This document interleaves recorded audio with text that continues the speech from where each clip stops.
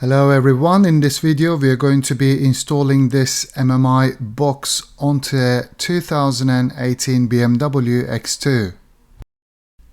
This particular box is compatible with all BMW models and also has an HDMI port, and we are going to be installing a Google TV dongle at the end of the video.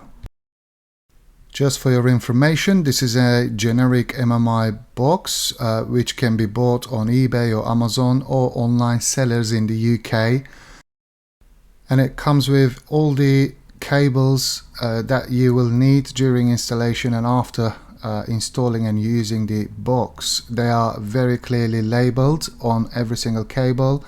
You've got a wireless antenna, you've got a front camera we are going to be installing as well, bought separately, and this particular power converter is going to be using with USB-C output on the Google TV dongle. So I'm going to be routing a 12 volt from the cable provided with the box, and USB-C is going to be power up the Google TV dongle. First part is going to be about installation of the box, followed by a part 2 video. We're going to be doing some demonstrations for you.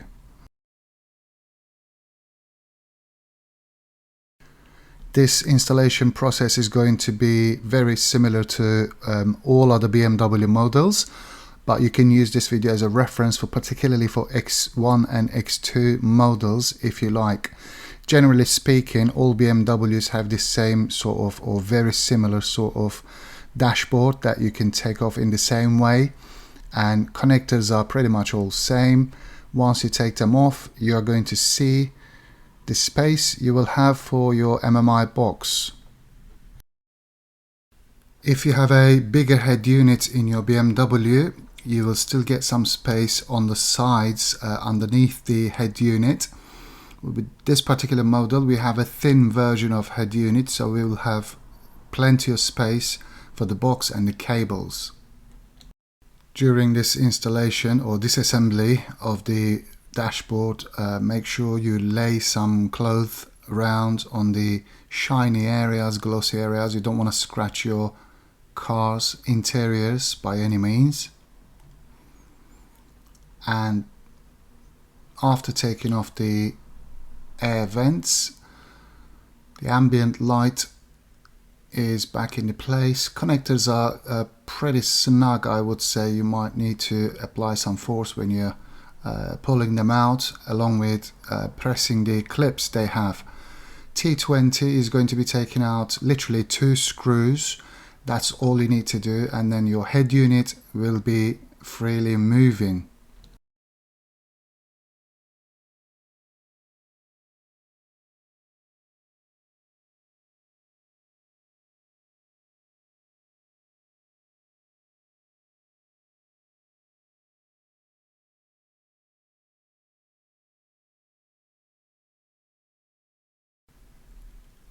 We just took off the quad lock harness. Basically, the MMI box is going to be sitting in between the BMW's head unit and the display itself. So once you switch it, it's going to act in between your system, iDrive system, and the MMI box itself. Taking out the cables takes some time, especially when you have a limited space and movement area. Just make sure you don't damage anything else while you're trying to disassemble or make some connection with the other cables.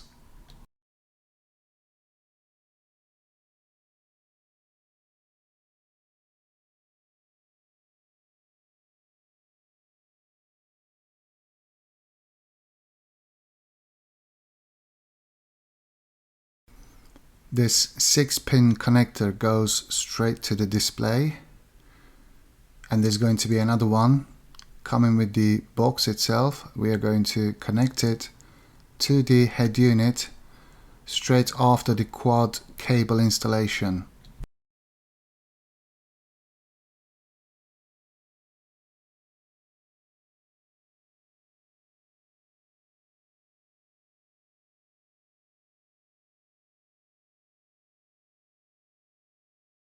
As you can see, this BMW has an optical cable, green and black, with spiral around it. So we need to swap that from BMW's quad lock harness onto the MMI box's harness. To do that, there is a tiny little clip behind the connector, which you will see in a second. You just need to press it upwards and it will release the fiber cable which goes to your cluster. It's very simple, as you can see, with a tiny little tool. Once you press it upwards, it is going to release itself very easily.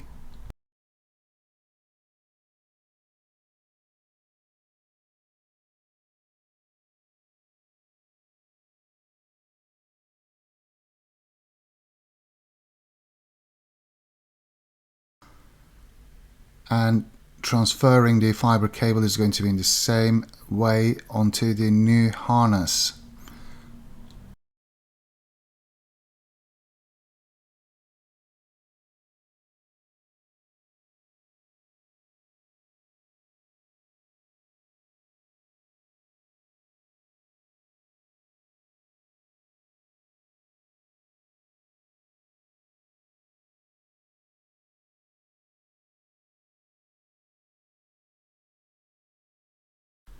I'm really impressed with the features of this new MMI box with an HDMI output. That is going to give you a lot of options, and we chose to install Google TV dongle, which then opens up a lot more options for you. You can have Netflix, YouTube, and my friend, this is my friend's car, he has an IPTV subscription at home, and you can use it on your car's account as well, on your Google TV dongle as well. And I'm sure you'll be impressed as well towards the end of the video in the second part, when I do some demonstrations about the box itself.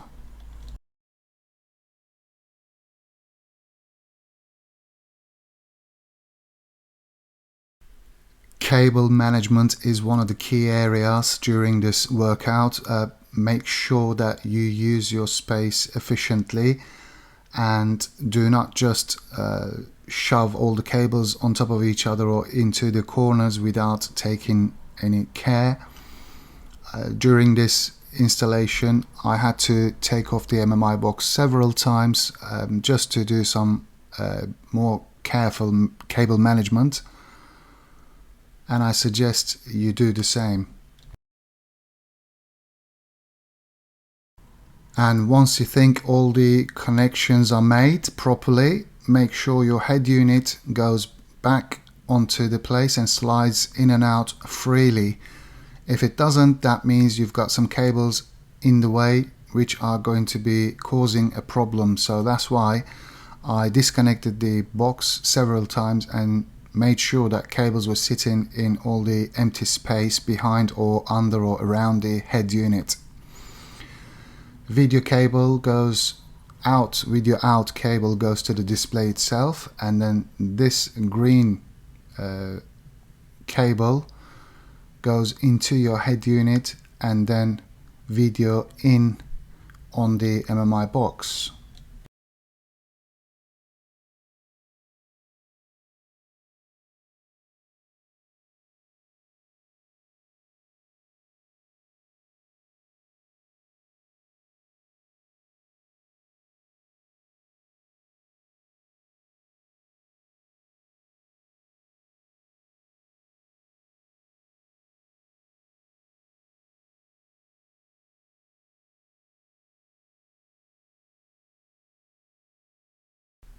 Because this is my friend's BMW X2, he's also acting as a cameraman, helping me with this installation, and during this time we're also discussing the possible options. It's always good to have some help if possible.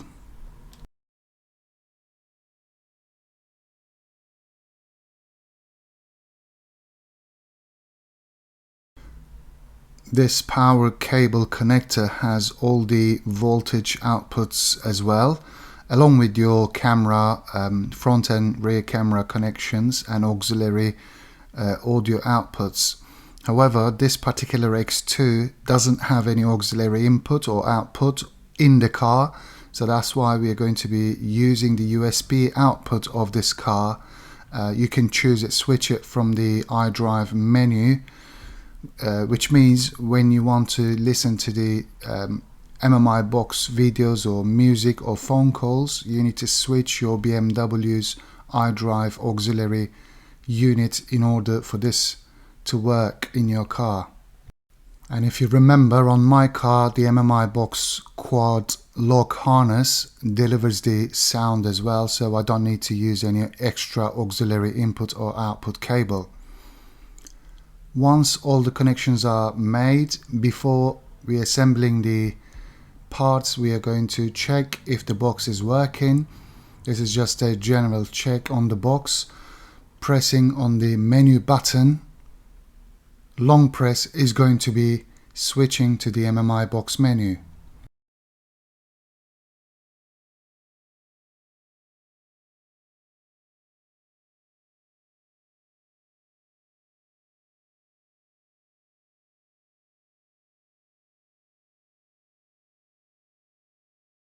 I'm also checking the steering wheel buttons and the mode wheel to see if it's responding, which is working perfectly. So from this point onwards, all we need to do is tuck in the cables around or behind the head unit in all the available space, and we're going to be routing the auxiliary cable as well as the USB output cable, which will be used for video playback.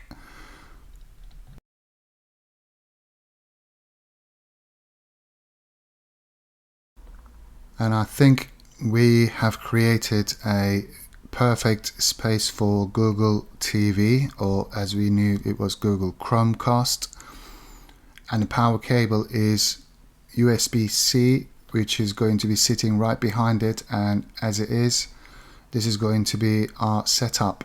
So for X1 and X2 installations, you've got this little area that holds your gearbox top.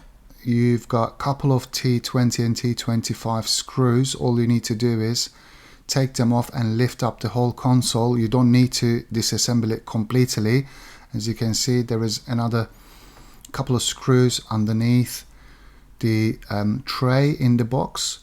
Once you take them off, this panel is going to be coming off and will give you access to lift up the gearbox console, and then you can route the cables very nicely and neatly underneath. If you struggle to disassemble the console top, there are several videos on YouTube that you can go watch on X1 and X2 gearbox console removal videos. I'd rather save some time and show you extra features on the box. And also, front camera installation is not going to be in this video. There are several ways that you can do it. What we did was route the camera cable all the way through the engine compartment, and the best way to take it into the car was through the heat shield right behind your steering wheel rack. And this part of the video is going to be about the demonstration. We already inserted a USB stick with some videos on it. You've got your BMW sound option there coming from USB. This 3.5mm jack is not in use. We're just going to spare it there, and long press on the menu button is going to switch to the MMI box menu. We are going to try to go through all the options for you. You've got wireless Apple Play, Apple CarPlay and Android Auto, and whatever you've got on your phone will be displayed on the car. And what I like about this box, this particular version, is that it connects automatically as soon as you get into the car. and turn on the ignition, it connects and opens up your Apple CarPlay or Android Auto automatically. USB video playback is one of my favorites, and sound quality is excellent on this box.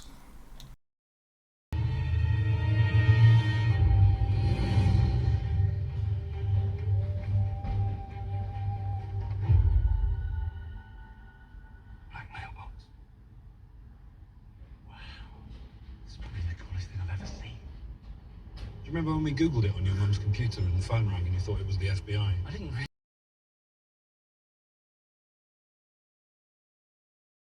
And this is the favorite part. Your Google TV dongle has a remote control, and whatever you can see on your TV, it's exactly the same thing here. As I said, my friend has an IPTV subscription, so he can watch any TV channel he likes. Kept that positive vibe. He's been nervous at times. I'm sure he was. I'm sure he was nervous earlier in the weekend. But he's all struggle with mental health. Only his second appearance for the club. Already he's given Ivan Juric something to think about. Just as a reminder, watching videos during your driving is not allowed. It's illegal in the UK.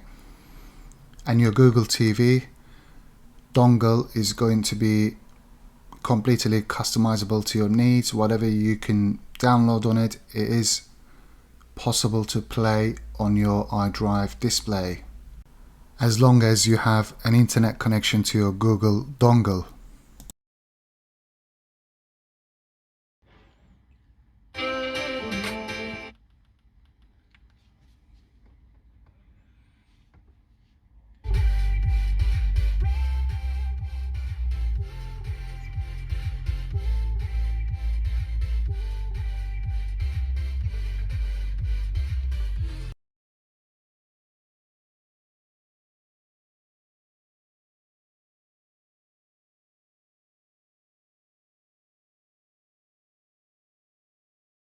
Your front camera triggers itself when you start driving the car, and the timer on it can be adjusted in the settings. You've got all sorts of adjustments in the MMI boxes menus. You just need to find the right one to your needs. Thank you very much for watching the video today. I hope I've been helpful to you again. Hopefully I'll see you in the next video.